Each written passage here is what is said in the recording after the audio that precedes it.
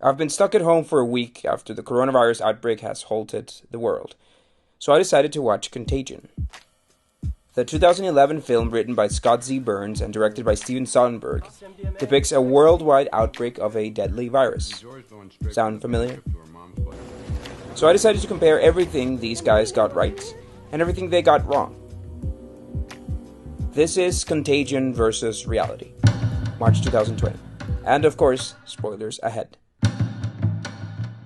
It's quite remarkable to see a film almost a decade old so accurately depict the reality of possibly the largest pandemic we have seen this century. Europe is now the epicenter of the global... Travel ban began preventing entry for those traveling from 26 I'll refer to European 3 points countries. specifically: disease origin, transmission speed, and the impact of misinformation. Probably the most shocking match with reality is that the fictitious MEV1 disease depicted in the movie originates from animals, from bats to pigs to humans.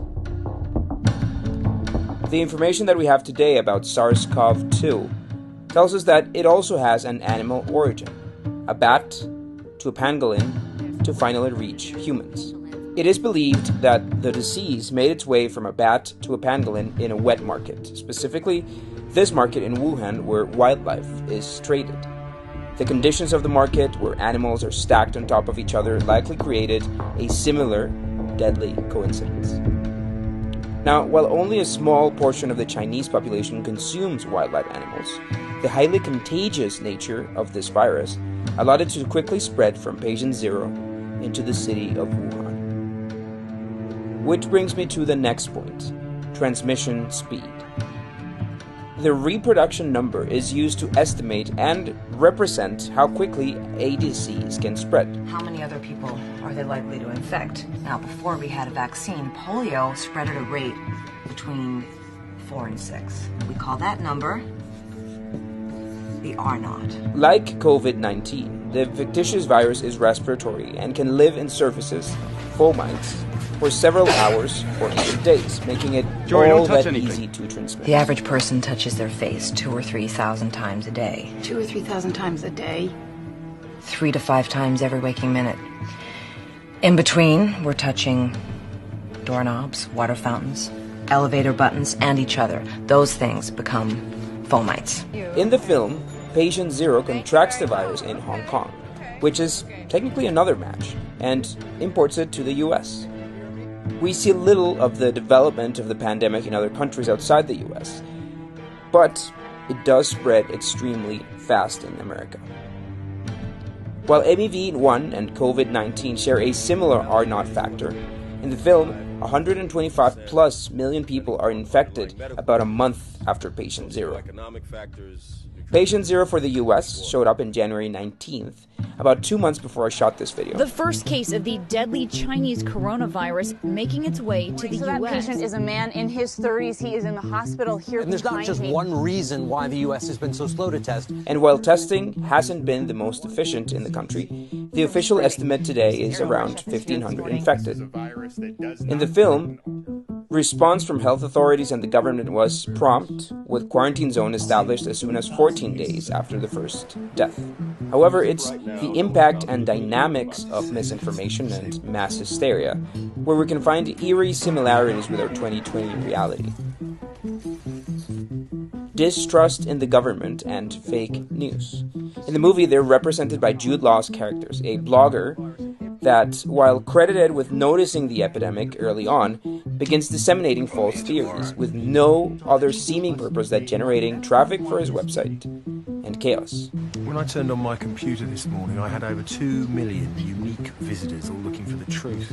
Alan fakes contracting the virus and fakes getting better using a natural extract called forsythia.